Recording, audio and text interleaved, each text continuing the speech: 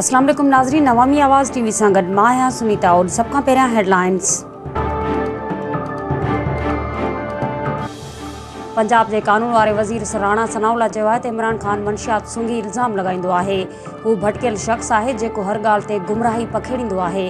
ए level जा सियासतदान बि मंशियात जो शिकार आहिनि। हुकूमत जो मंशियात ते ध्यानु आहे। पंजाब जे अॻूणे गवर्नर चौधरी मोहम्मद सरवर चयो आहे त सियासी मुखालफ़नि खे इंतकाम जो निशानो बणाइण जी पॉलिसी जमहूरियत जे उबतड़ आहे। हर कंहिंखे आइन ऐं कानून मूजिबि ॻाल्हि करण जो जमहूरी ऐं आइनी हक़ आहे जेको केरु खसे नथो सघे। हू ज़ुल्म, नाइंसाफ़ी ऐं बदनवानीअ जे ख़ात्मे वारे मुतालबनि तां पोइते न हटंदा। क़ौमी अवामी तहरीक जे सरबराह अयाज़ लतीफ़ पलीजे चयो आहे त पाकिस्तान खे ईरान सऊदी तकरार में अणधुरियो रहणु घुरिजे। मुल्की हालतूं तब्दील थींदे ई ज़रदारीअ जा सवे साथी पीपल्स पार्टी छॾे हलिया वेंदा। नेशनल ग्रिड स्टेशन खां कराचीअ लाइ बिजलीअ जी फ़राहमी अञा ताईं बहाल न थी सघी। केतिरनि इलाइक़नि में बिजली बंदि, शहरी सख़्तु परेशान। के इलेक्ट्रिक जे तर्जुमान जो चवणु आहे त तूफ़ान सबबि मुतासिर ग्रिड स्टेशन जी मरम्मत जो कमु जारी आहे। लोड शेडिंग जी सूरतहाल 2 खां 3 ॾींहं जारी रहंदी। ईरान समूरनि पाड़ेसरी मुल्कनि सां बहितर लाॻापा चाहे थो। अमेरिका खिते जे मसइलनि खे नज़रअंदाज़ नथो करे सघे। आलमी ताक़तनि सां एटमी ठाह ईरान जी कामयाबी आहे। उमीद त दहशतगर्दी जो जल्द ख़ात्मो अची वेंदो। ईरानी सदर हसन रूहानी जो सऊदी कॉन्फ्रेंस ते रद्द अमल। ही हुन वक़्त जूं हेडलाइंस। तफ़सीली ख़बरूं मुख़्तसिर ब्रेक खां पोइ। ख़बरुनि में हिकु दफ़ो ॿीहर भलीकार।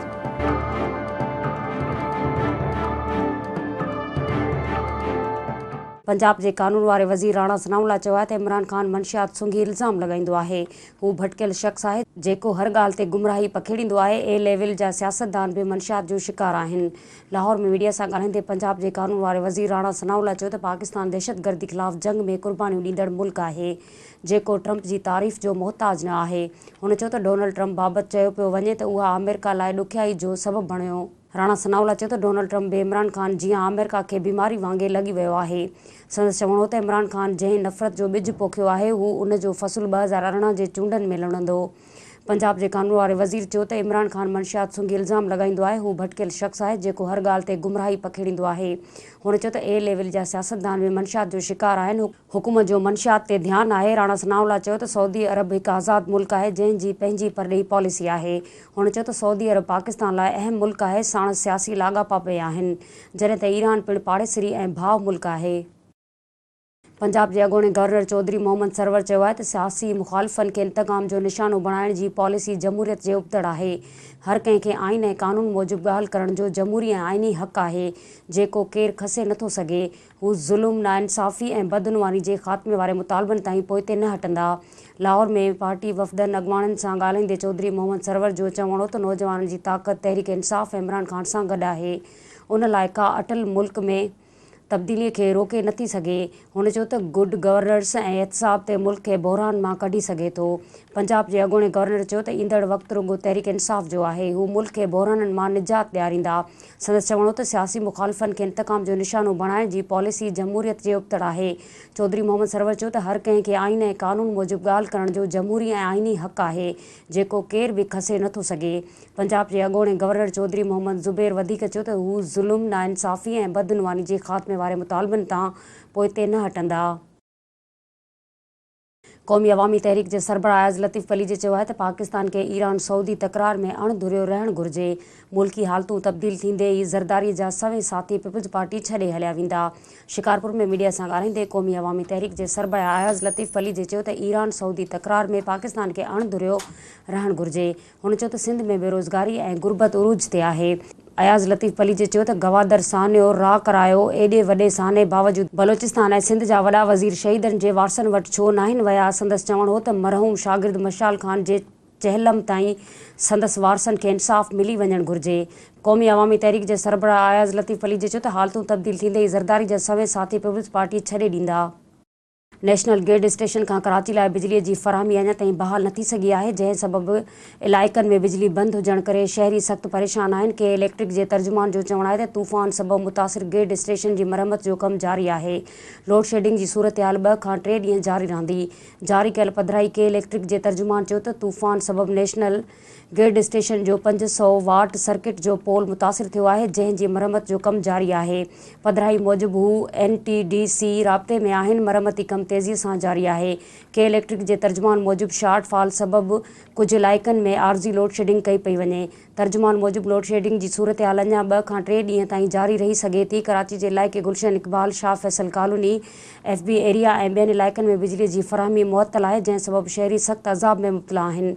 बिजली न हुजण करे अक्सर इलाइक़नि में पाणीअ जो बहिरान बेशिदत इख़्तियार करे वियो आहे। शहरियुनि मुतालबो कयो आहे त लोड शेडिंग जो ख़ात्मो आणे के इलेक्ट्रिक ख़िलाफ़ कार्रवाई कई वञे। ईरानी सदर हसन रूहानी जो सऊदी कॉन्फ्रेंस ते रद्दअमल ॾेखारींदे चयो आहे त ईरान समूरनि पाड़ेसरी मुल्कनि सां बहितर लाॻापा चाहे थो। अमेरिका खिते जे मसइलनि खे नज़रअंदाज़ नथो करे सघे। आलमी ताक़तनि सां एटमी ठाह ईरान जी कामयाबी आहे। उमीद त दहशतगर्दी जल्द ख़त्म थी वेंदी। जारी कयल बयान में ईरानी सदर हसन रूहानी चयो त ईरान समूरनि पाड़ेसरी मुल्कनि सां बहितर लाॻापा चाहे थो। हुन चयो त पाड़ेसरी मुल्कनि सां बहितर लाॻापा खिते जे अमन लाइ हाकारी साबित थींदा। हसन रूहानी चयो त अमेरिका खिते जे मसइलनि खे नज़रअंदाज़ नथो करे सघे। संदसि चवणो त आलमी ताक़त सां एटमी ठाह ईरान जी कामयाबी आहे। ईरानी सदर हसन रूहानी चयो त उमीद त जल्द खिते मां दहशतगर्दी ख़त्म थी वेंदी। पीर जो ॻोठ किंगरी प्राइमरी स्कूल जे शागिर्द सां उस्ताद जी मुबैना ज़्यादती ख़िलाफ़ एहतजाज कयो वियो। किंगरी नाको रोड ते शागिर्दनि, शहरियुनि ऐं मुतासिर शागिर्द जे वालिदेन समेत सवें ॻोठाणनि पारां सैयद अकराम शाह जी अॻुवाणीअ में एहतजाजी धरणो हयो वियो। उन मौक़े ते ॻोठाणनि जो चवणु हो त ॻोठाणे गुलाम नबी मीर बहर जे पुट जवाद सां स्कूल जे उस्ताद ज़्यादती करण जी कोशिशि कई आहे, जंहिंजो इतला उन्हनि पुलिस स्टेशन ते पिणु ॾिनो आहे। उन मौक़े ते तालीम खाते जा अमलदार पिणु रैली में पहुता ऐं मुतासिर नींगर जे वारसनि खे ख़ातिरी कराईंदे चयो त उस्ताद खे फौरी तौर ते मुअत्तल करे उन ख़िलाफ़ जांच जो हुकुम ॾिनो वियो आहे। ॿिए पासे पुलिस जो चवणु हो त उन्हनि उस्ताद जी फौरी गिरफ़्तारीअ लाइ छापा हणणु शुरू कया आहिनि। खेसि जल्द कानून जी पकड़ में आंदो वेंदो। नाज़रीन, बदीन भरिसां सूफ़ी बुज़ुर्ग सरवरी जी मज़ार ते सॼी सिंध जे कुंड कुड़छ मां हज़ारे अक़ीदतमंद हाज़िरी ॾियणु ईंदा आहिनि। सूफ़ी ओलिया जी दरगाह ते सहूलियतनि जी खोट सबबि परे परे खां आयल ज़ाइरीन सख़्तु मुश्किलातुनि खे मुंहुं ॾियनि था। इन हवाले सां वधीक तफ़सील ॾिसूं था हिन रिपोर्ट में। बदीन भरिसां सूफ़ी बुज़ुर्ग सरवरी जी मज़ार ते सॼी सिंध जी कुंड कुड़छ मां हज़ारे अक़ीदतमंद हाज़िरी ॾियणु ईंदा आहिनि।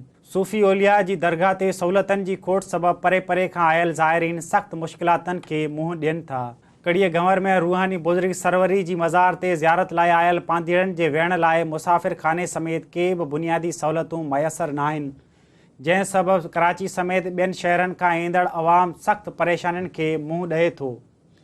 ज़ाइरीन अवामी आवाज़ TV सां ॻाल्हाईंदे चयो त हू रूहानी सुकून हासिलु करण लाइ दरगाह ते हाज़िरी ॾियणु अचनि था, जिते पीअण जे साफ़ पाणी, औरतुनि ऐं ॿारनि जे वेहण लाइ के बि ख़ातिरी जोगा बंदोबस्त थियल न आहिनि। संदन चवणु हो त दरगाह ते रोलू कुतनि केतिरनि ई मासूम ॿारनि ऐं औरतुनि खे चक हणी ज़ख़्मी करे छॾनि था, जंहिं सबबि हू सख़्तु तकलीफ़ुनि खे मुंहुं ॾेई रहिया आहिनि। असीं पंहिंजूं उमेदूं पूरियूं करण जे लाइ हिन दरगाह ते आया आहियूं। बीमार आहियूं इन करे। तव्हांखे कहिड़ी तकलीफ़ आहे? मुंहिंजो नज़र कोन्हे। अच्छा, ही कहिड़ी दरगाह आहे? ही सही सरवर नूं। घणनि ॾींहंनि खां तूं हिते वेठल आहीं? मूंखे तक़रीबन अॼु 5 ॾींहं छऊं। हिते मुसाफ़िर कोन्हे को, न को वरी रासण जो को राश आहे हिते, त को राशन बसण मिले।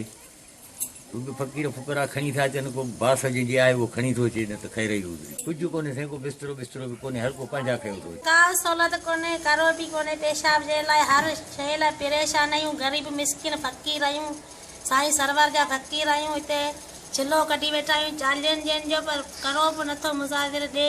सफ़ा परेशान ग़रीब आहियूं।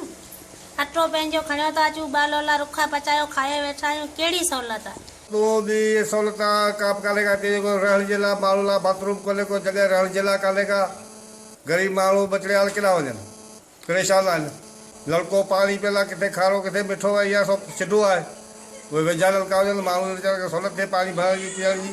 बचड़े हाल माण्हू बाथरूम खोले केॾा वञनि। त बाबा हिन दरगाह ते शफ़ा मिले थी? हा, शफ़ा मिले थी, तॾहिं था अचूं था। शफ़ा मिले थी, पड़ विझूं था, मिठाइयूं विरायूं था।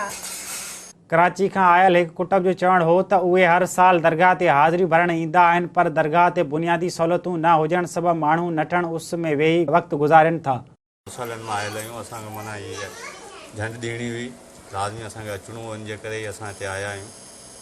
अच्छा हिन नंढड़े जी हिते बासणी बासियल हुई? हा, पहिरीं हिन वॾे जी बासियल हुई, हू बि ॾिनी असीं, हिते पुॻासीं। वरी नंढड़ी जी बासियल हुई, उहा बि हिते असांखे ॾियणी आहे, आया आहियूं। केॾी महिल पहुता आहियो? असां तक़रीबन कलाक खनि थियो आहे। वापसी कीअं कंदा हाणे तव्हां? वापसी असां मातली में वेंदासीं।